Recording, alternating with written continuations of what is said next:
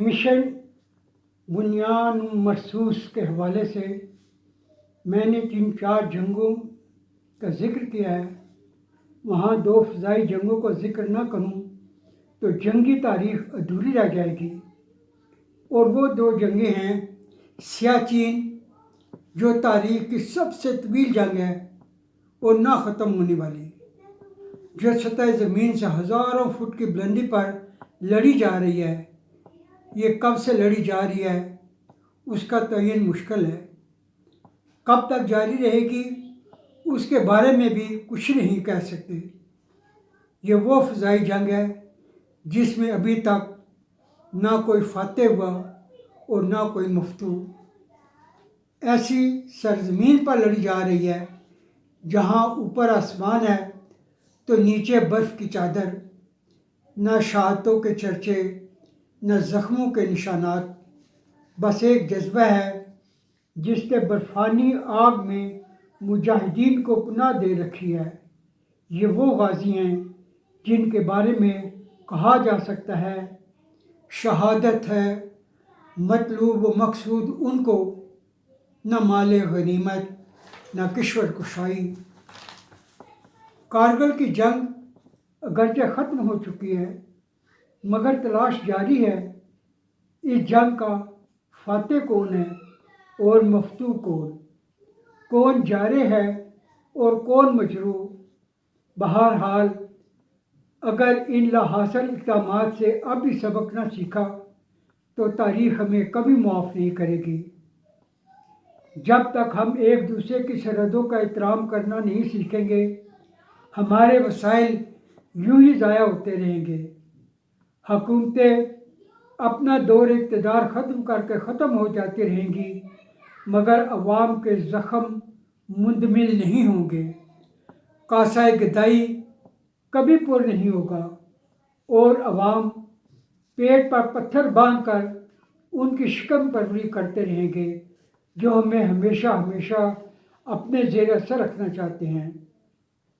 ان 75 برسوں میں لڑی جانے والی 4 جنگوں نے ہمیں ایک بار پھر وہیں لا کھڑا کیا ہے جہاں سے ہم نے سفر کا آغاز کیا تھا.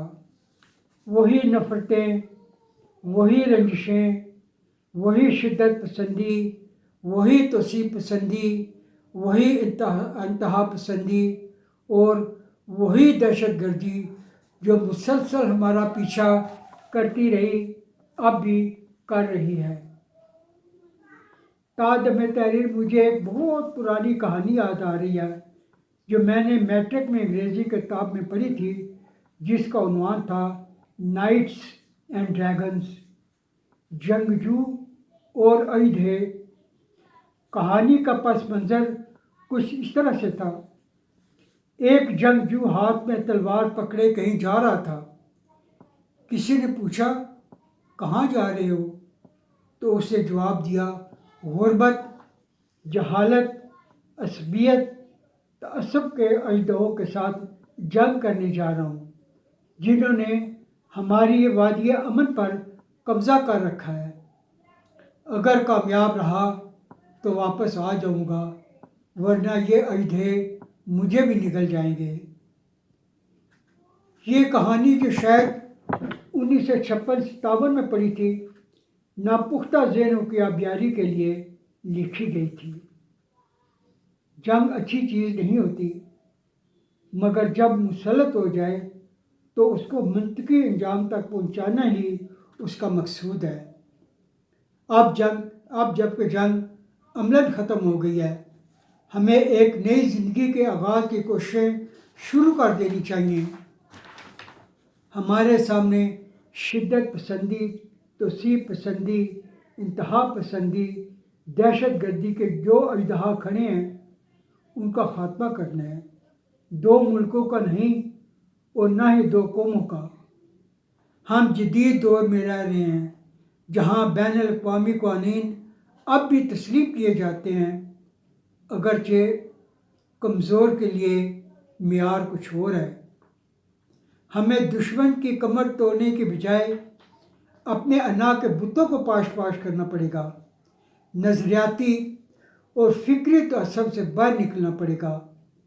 امن کی وادی میں داخل ہونے کے لیے شدت پسندی، توسیع پسندی، انتہا پسندی کے ساتھ ساتھ عصبیت اور ہر قسم کی دہشت گردی کو بھی ختم کرنا پڑے گا۔